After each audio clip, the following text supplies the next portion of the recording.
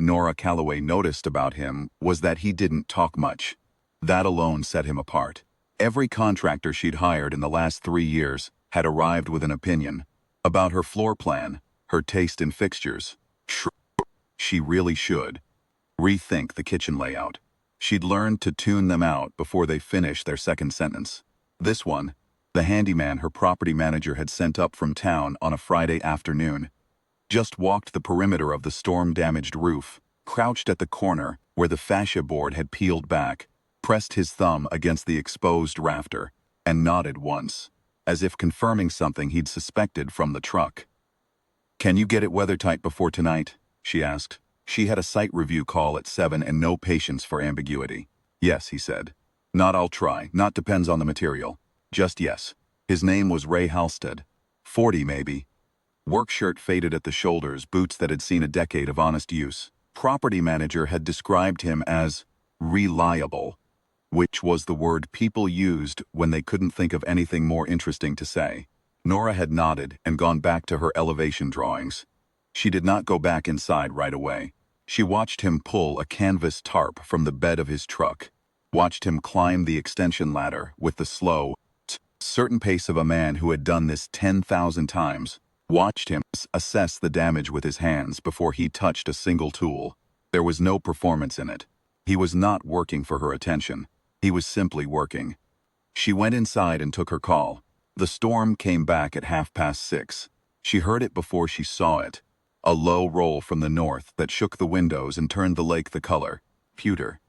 The lights flickered once, twice, and died. In the sudden dark, she heard footsteps on the roof, steady and unhurried. Then, the sound of the ladder against the gutter. And then a knock at the mudroom door. Ray Halstead stood in the threshold, rein on his collar, flashlight in his hand. "Roof's secured," he said. "But the road out is flooding. I can see it from up top. Give it 2 hours and it'll drain."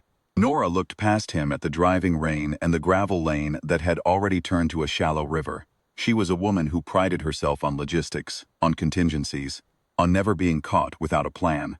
She had no plan for this. "I have a generator," she said finally. "The switch is in the basement. I'll get it." He did. The kitchen lights came back on with a warm hum, and when she came downstairs, he was already at the sink, washing the mud from his hands. With the matter-of-fact efficiency of a man who was not about to make this awkward. She almost appreciated that. She put water on for coffee because it was something to do. He sat at the far end of the kitchen island, without being asked and without crowding her. And for a few minutes, neither of them spoke. The rain struck the windows in sheets. Outside, the lake had disappeared entirely into the gray. "You're an architect," he said. It wasn't a question. He'd seen the drawings on the table, she supposed. 22 years, she said. Mostly commercial, some residential restoration. He nodded, looking at the bones of the old house the way she'd watched him look at the roof. Taking stock, not performing interest. Whoever built this in the first place knew what they were doing, he said. The framing in the northwest corner is old-growth fir. You don't see that anymore.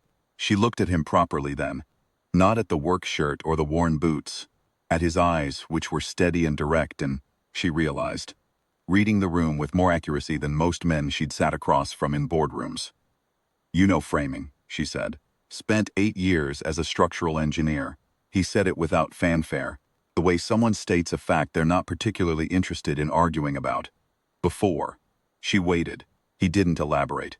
She'd learned, over 22 years, when to push and when to let a sentence sit before, a whole life in that word. She didn't ask. The coffee was ready. She poured 2 cups. He wrapped both hands around his and looked out at the rain, and she thought, this is a man who is used to being alone, and who has made a kind of peace with it, but not the cold kind. The patient kind. The kind that knows what it's waiting for. His phone lit up on the counter. He glanced at it and something shifted in his face. Not a smile exactly. The thing that lives just beneath a smile. "Do you mind?" he said. "It's my daughter. She calls at 7. "Please," Nora said. He stepped to the far end of the kitchen, not far, and answered, "Hey, bug." His voice dropped a register, went warm and easy and entirely unhurried. "Yeah, I'm stuck in a storm up at the Calloway property." "No, I'm fine. I'm inside." "How was the history test?" Nora turned to the window and gave him the privacy of not watching. But the kitchen was not large. and she was not deaf, and what she heard was a father who asked 3 follow-up questions about a history test, who remembered the name of his daughter's best friend, who laughed at something the girl said with a laugh that was completely unguarded and real, and who, at the end, said quietly, "I'll be home by 10. Save me the last of the soup." A pause.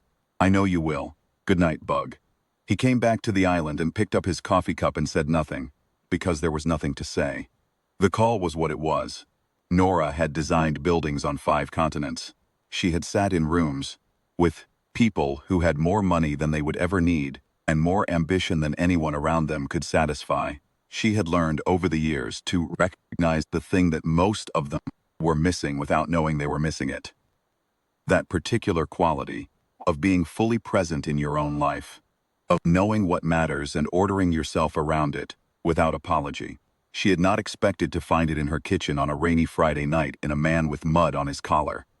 "How old?" she asked. 14, he said, going on 35. She smiled. It was the first real smile she'd produced all week. They talked for another hour while the rain slowed and the road drained. He did not ask about her projects to seem interested. He was interested. She did not ask about his life out of politeness. She found to her own surprise that she wanted to know. He had left the engineering firm 12 years ago, he told her.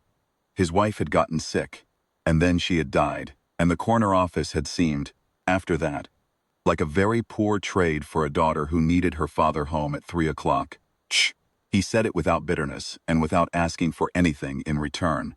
And she believed him, which was not something she did easily. By 9 o'clock, the gravel lane was passable.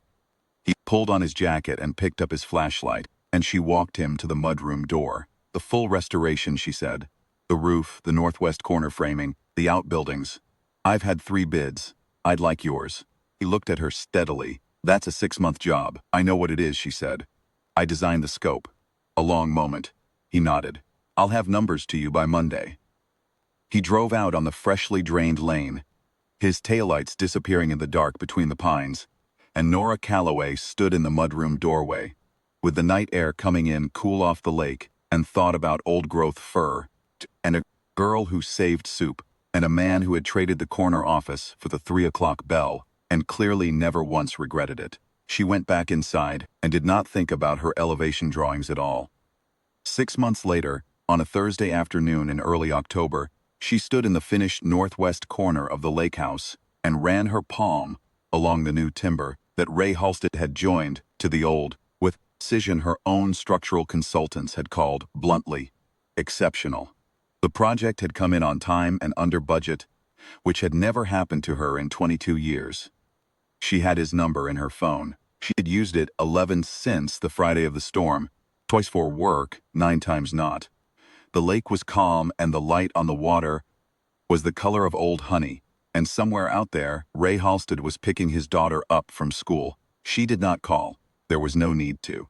The number was there, and that was enough. The small, certain knowledge that the best surprises arrive on rainy Fridays, when the road floods and the generator comes on, and a man you did not expect sits at the end of your kitchen island and answers his phone.